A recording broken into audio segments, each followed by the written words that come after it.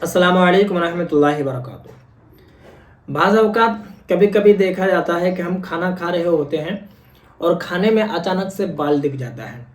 तो हम क्या करते हैं कि उस बाल को निकाल कर के फेंक देते हैं और उस खाने को खा लेते हैं। बहुत सारे लोग ऐसे होते हैं जो फिर खाने की तबीयत नहीं चाहती है, वो खाना फेंक देते हैं। तो मैं आपको सारी बातें इस वीडियो में बताने वाला हूँ कि खाने में बाल क्यों निकलता है और जिस खाने में बाल निकल जाए वो खाना क्या करना चाहिए, हमें खा लेना चाहिए या फिर फेंक देना चाहिए।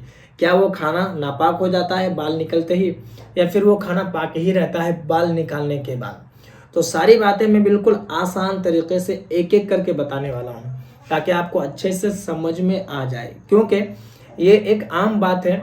आपके साथ भी कभी ना कभी ऐसा हुआ होगा। और बहुत सारे लोग तो ऐसे हैं कि वो बताते हैं कि रोज़ाना हमारे खाने में बाल निकल जाता है, ख़ास करके चावल वगैरह में, सब्ज़ी वगैरह में। ठीक है, तो देखिए सबसे पहली बात तो आप ये समझ लीजिए कि बाल अगर खाने में आ जाए तो उस खाने को क्या करना चाहिए। उसके बाद मैं आपको बताता हूँ कि खाने में बाल आता कहाँ से है, ठीक है, और क्यों आता है।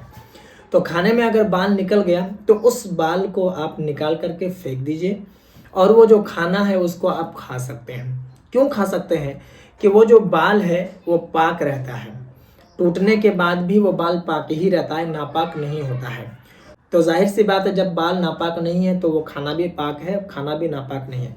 हाँ, बहुत सारे लोग ऐसे होते हैं जो उनकी तबीयत नहीं चाहती कि दोबारा इस खाने को खाएं, तो उस खाने को फेंक देते हैं।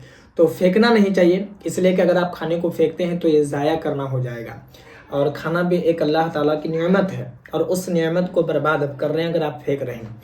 इसका ये है कि अगर आपकी तबीयत नहीं चाह रही है तो आप दूसरा खाना ले लीजिए और उस खाने को दूसरे को दे दीजिए, वो कोई खा लेगा। अगर आपके घर में कोई नहीं खाता है तो आपके पड़ोसी में या फिर कोई भी गरीब है तो आप उसे दे दीजिए, क्योंकि ये एक अल्लाह की नेमत है। आप किसी को भी दे देंगे तो वो खा लेगा, तो उसके भी दिल से आपके लिए दुआ निकलेगी और वो खाना ज़ाया भी नहीं होगा, बर्बाद भी नहीं होगा। बात समझ में आ गई। और अगर आपकी तबीयत चाह रही है तो आप खा लीजिए, क्योंकि कोई हर्ज नहीं है खाने में। ठीक है, अब मैं आपको बता दूं कि बाल आता कहाँ से। तो आज के दौरे हाजिर में आपको पता ही है कि तकरीबन तकरीबन हर एक शख्स के सर के जो बाल होते हैं वो झड़ते हैं, टूटते हैं।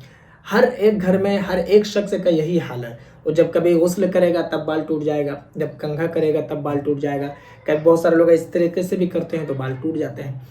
तो वो जो खाना जो बनता है ना, तो घर की जो औरतें हैं तो आप उन लोगों को कहिए कि अच्छे से दुपट्टा रख करके पूरे बाल को अच्छे से झाँप करके उसके बाद खाना वगैरह बनाए। यानी कि दुपट्टा अगर अच्छे से ओढ़ेगी ना तो बाल पूरा वो ढक जाएगा। फिर ऐसे सूरत में वो खाना बनाएं, क्योंकि बाज़ औक़ात औरतें कभी खुजलाने लगती है। इस तरीके से करने से भी बाल टूट कर सब्ज़ी में या फिर चावल में गिर जाता है। और बाज़ औक़ात वहाँ पर आप अगर कंघा वगैरह करते हैं तो आप मना कर दीजिए, क्योंकि बाल टूट करके वही बाल जाकर खाना में गिर जाता है। बाकी ऐसा नहीं है कि बहुत सारे लोग सोचते हैं कि जादू हो गया है, सहर हो गया है या कोई कुछ कर दिया है, तो ऐसा कुछ भी नहीं है। इस तरीके से सोचना नहीं चाहिए। ठीक है, वो घर ही के लोगों के बाल होते हैं, किसी वजह से टूटकर हवा वगैरह से आ करके उसमें आ जाते हैं। लेकिन उस खाने को फेंकना नहीं चाहिए, आप किसी को दे दीजिए और अगर आपकी तबीयत चाह रही है तो आप खा सकते हैं। ठीक है, मैं उम्मीद करता हूँ कि मेरी बात आपको समझ में आ गई होगी। बाकी अगर आपके मन में कोई सवाल या फिर कोई डाउट हो तो आप मुझे कमेंट पर ज़रूर बताएं, और अगर नए हैं चैनल पर तो चैनल को भी ज़रूर सब्सक्राइब कर लें।